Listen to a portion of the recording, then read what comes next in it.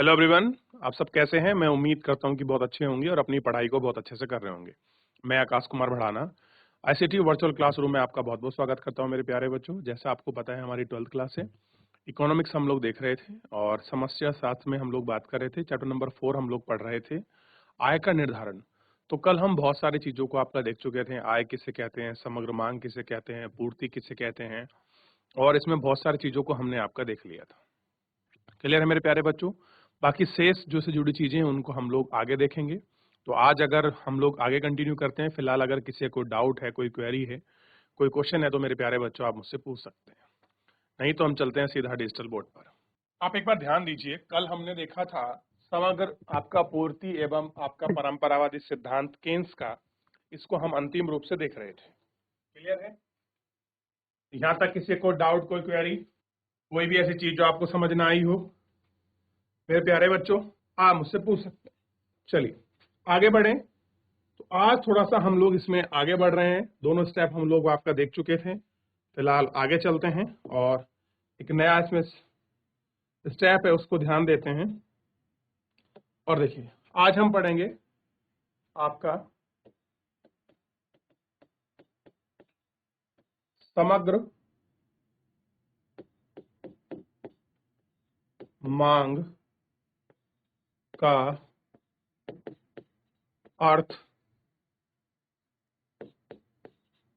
एवं घटक। समग्र मांग एवं जो घटक है। अब देखिए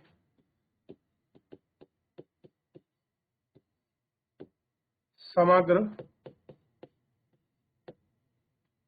मांग का आशय उस मुद्रा राशि से है। क्या कह रहे हैं? उस मुद्रा राशि से है जिसे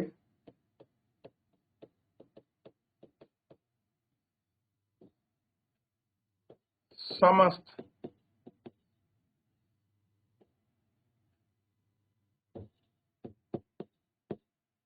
क्रेता अर्थव्यवस्था, जो क्रेता है अर्थव्यवस्था में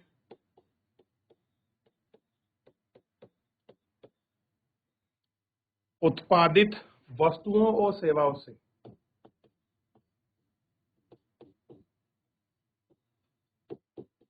और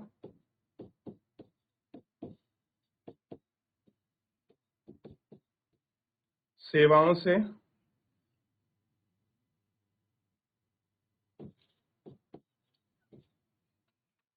क्रय पर विशेष अवधि, अवधि का मतलब है आपका समय, पीरियड, अवधि में खर्च करने को तैयार, अवधि में खर्च करने को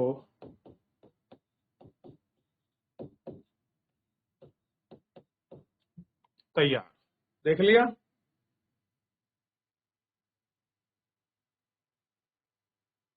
अब देखिए अगर कहीं आपको ऐसा लिखा मिलता है जहां सी अगर लिख रहा है तो ध्यान दीजिए, सी का मतलब है निजी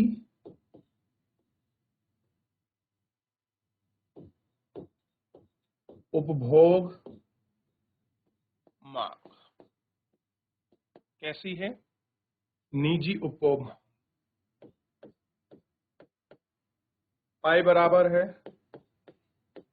निजी निवेश मांग।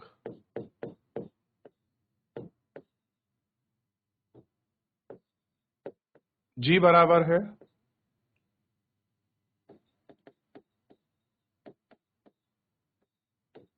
सरकारी व्यय।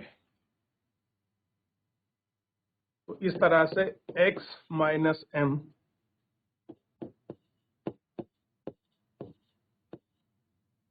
शुद्ध निर्यात।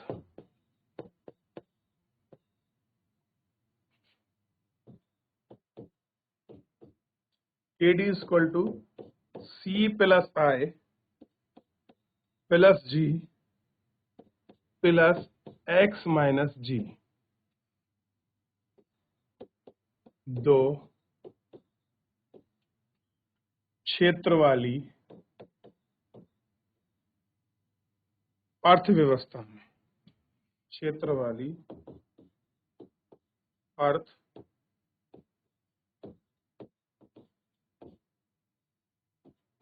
अर्थव्यवस्था में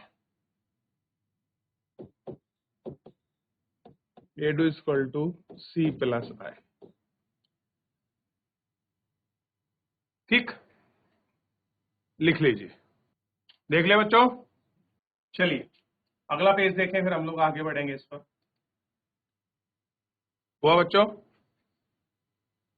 चलिए देखिए, एक है समग्र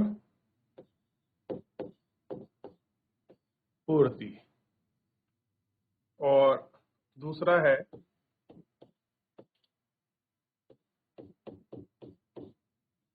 उपभोग फलन। इसको कहते हैं कंज्यूमर फंक्शन।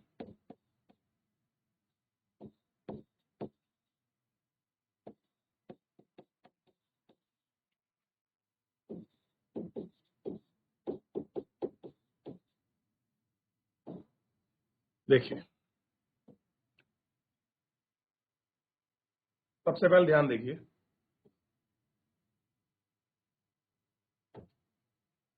कह रहे हैं कि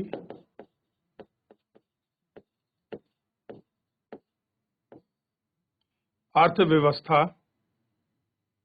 में वस्तुओं और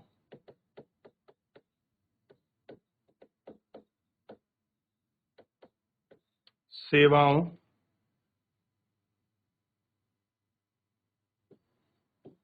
की कुल पूर्ति को मोटे रूप में समग्र पूर्ति कहते हैं। क्या कहते हैं? समग्र पूर्ति। उपभोग फलन में देखिए दो पॉइंट हैं इसके, एक है आय और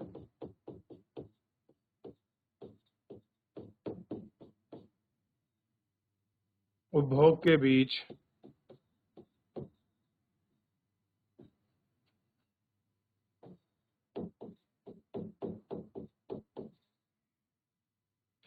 फलनात्मक संबंध को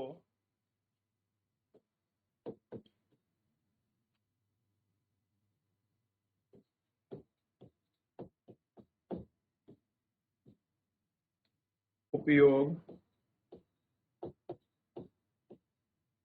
प्रवृत्ति कहते हैं। प्रवृत्ति कहते हैं अर्थात आय का कितना भाग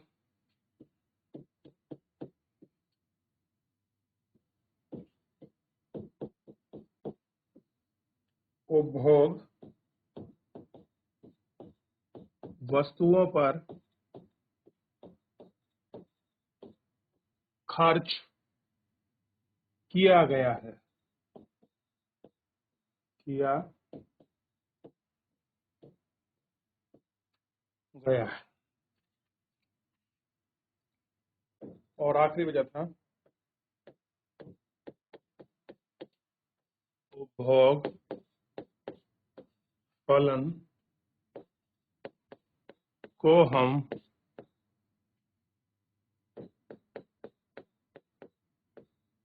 निम्न समीकरण द्वारा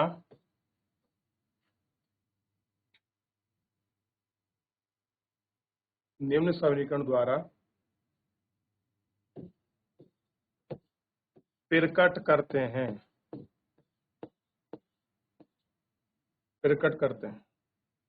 क्या है समीकरण? C = A प्लस BY, ये है इनका समीकरण।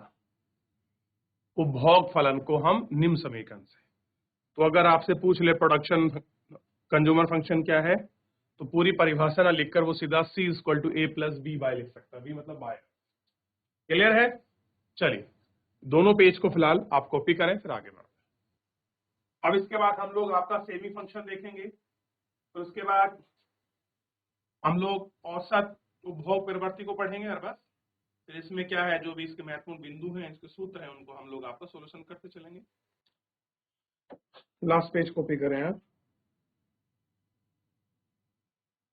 चलिए अब बात करते हैं, इसी में है, नीचे लिख लेते हैं हम लोग आपका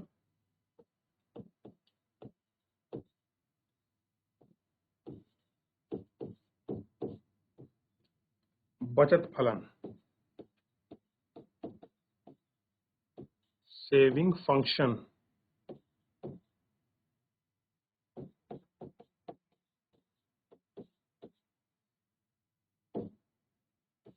देखिए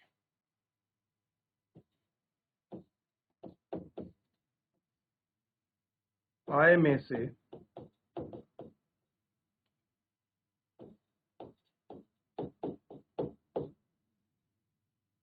उपभोग पर खर्च करने के बाद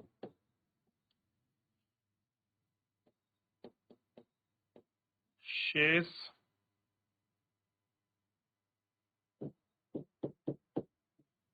भाग बचत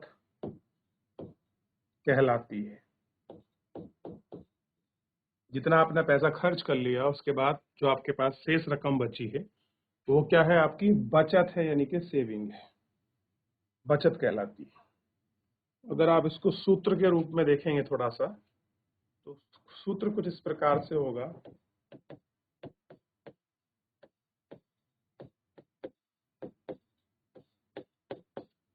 सूत्र के रूप में आप इसको ध्यान करिए अथवा देखिए। बचत है, बचत बराबर आय माइनस उपभोग। ठीक,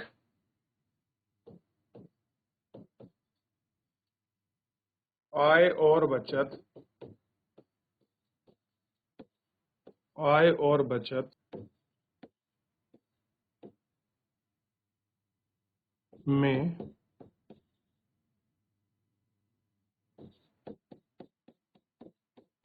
फलनात्मक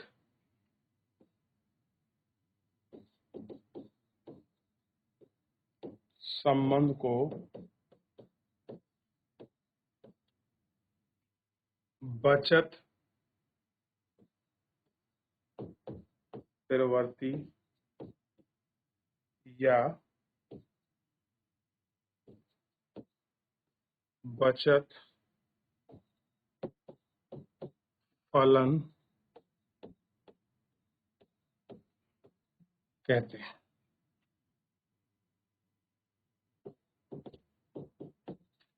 सूत्र के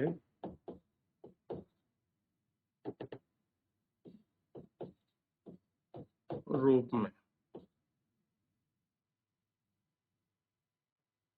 S = फंक्शन y, यहाँ S = बचत एफ इक्वल टू फलनात्मक संबंध।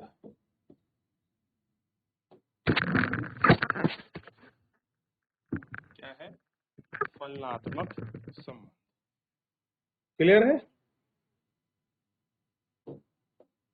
तो इसी प्रकार अगर हम लोग आपका बचत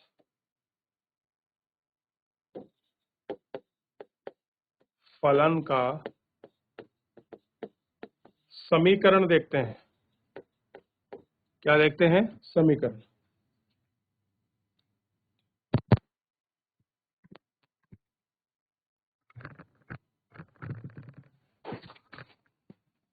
क्या देखते हैं? समीकरण।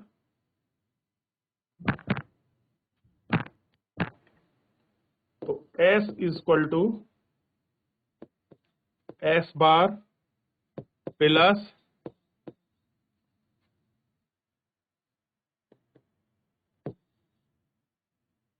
MPS डॉट Y, ये होगा। क्लियर है? कॉपी कर लें आप इसको। हो गया? ये वाला पेज कॉपी करें। हो गया बच्चों?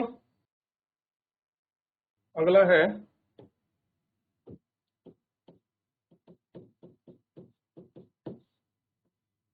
औसत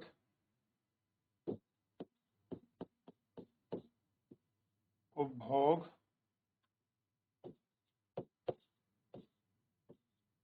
प्रवृत्ति। इसमें देखिए समग्र उपभोग और समग्र आय के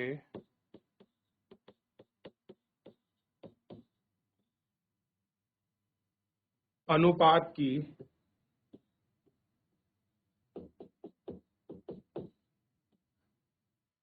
औसत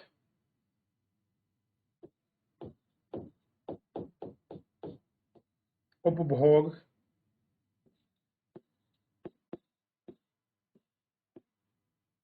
प्रवृत्ति कहते हैं। यह है कुल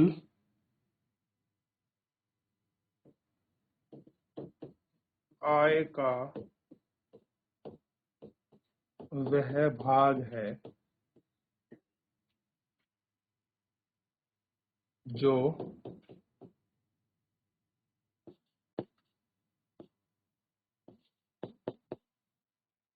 उपभोग पर खर्च किया गया है। क्या किया गया है? उपभोग पर खर्च किया गया है। लिख लीजिए इसका, फिर उसके बाद मैं आपको इसके समीकरण लिखा दूंगा। हुआ बच्चों? तो औसत उपयोग प्रवृत्ति क्या है? समग्र उपभोग और समग्र आय के अनुपात की ही औसत उपभोग प्रवृत्ति कहते हैं। समग्र उपभोग और समग्र जो आपका आय है। चलिए इसका सूत्र हम लोग आपका देख लेते हैं। क्या होगा सूत्र? तो देखिए समीकरण लिख देता हूं बेसिकली, जो इसकी समीकरण है APC equal to C upon Y. ठीक, ये आपको ध्यान रखना। तो मेरे प्यारे बच्चों, फिलहाल आज हमने इसमें बहुत सारी चीजों को और आगे गौर करके देखा कि समग्र पूर्ति क्या है, समग्र इसमें मांग की स्थिति क्या है, कैसे एवरेज करते हैं, बचत फंक्शन क्या है, प्रोडक्ट और उत्पादन फंक्शन क्या था, हमने देख लिया इसको, प्रोडक्शन फंक्शन को। और इसमें बहुत सारी चीजें हमने बची हैं जो हमको इसमें देखना है। फिलहाल अगर आप लोग स्टेप बाय स्टेप तरीके से इनको रिवीजन करते चले जाएंगे तो सारी चीजें आपके हैंड में होंगी, आपके कवर अप में होंगी। तो फिलहाल मेरे प्यारे बच्चों आज के लिए इतना ही, मिलते हैं नेक्स्ट लेक्चर में। धन्यवाद।